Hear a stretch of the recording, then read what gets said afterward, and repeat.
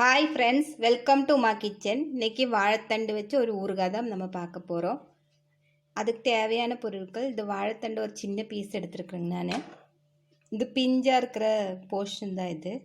முத்தின portion வேண்டாம் ஊறுகாய்க்கு. அப்புறம் ஒரு 5-6 பச்சை மிளகு, இது காரம் இருக்காது. இது ரவுண்டாக கட் பண்ணிடலாம். இது ஸ்கொயராக கட் பண்ணிவிட்டு சின்ன பீஸாக கட் பண்ணிவிட்டு நம்ம வந்து ஆவியில் வேக வச்சுக்கலாம்.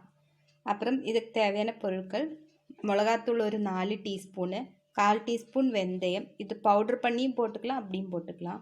கடுகு தாளிக்கிறதுக்கு 1/2 டீஸ்பூனு, உப்பு தேவையான அளவு, பெருங்காயத்தூள் 1/2 டீஸ்பூனு, புளி எடுத்துருக்குறேங்க.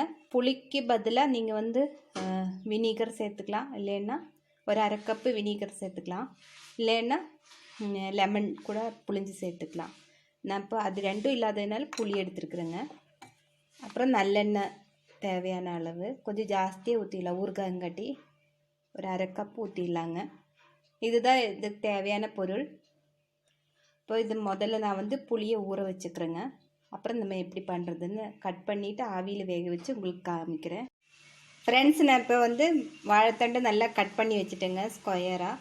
அது கூட பச்சை மிளகாயும் கட் பண்ணி வச்சுட்டேங்க. இது நான் வந்து ஓவனில் தான் வேக வைக்க போகிறேன், ஆவியில். இதில் கொஞ்சமாக உப்பு போட்டுடலாம்.